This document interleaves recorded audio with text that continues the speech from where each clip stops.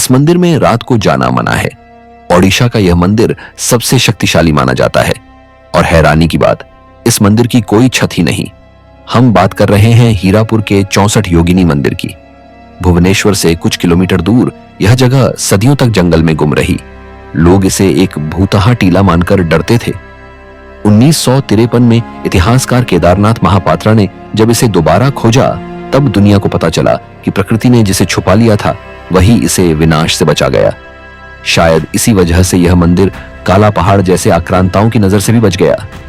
अब पीछे चलते हैं 9वीं शताब्दी में, भौमकर वंश का समय, जब ओडिशा पर रानियां शासन करती थीं। रानी हीरा देवी ने हीरापुर बसाया और इसी गोलाकार रहस्यमय 64 योगिनी मंदिर का निर्माण करवाया।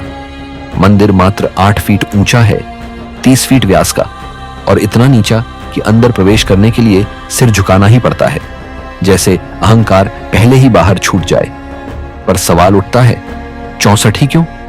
मान्यता है कि सृष्टि की 8 मातृकाएं हैं, ब्राह्मणी, वैष्णवी, माहेश्वरी, इंद्राणी, कौमारी, वाराही, चामुंडा और नरसिंही।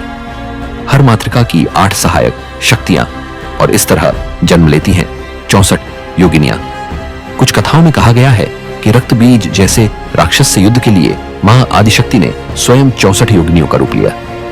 बीच में स्थित है चंडी मंडप, खुला आकाश, 5 तत्व अग्नि, जल, पृथ्वी, वायु और आकाश यही एक साथ सक्रिय होते हैं। इसी कारण मंदिर पर कभी छत नहीं बनाई गई। तंत्र साधना के लिए यह स्थान स्वयं एक जीवित यंत्र है, एक विशाल पत्थर का यंत्र जहां दीवारें ऊर्जा को बाहर जाने से रोकती हैं।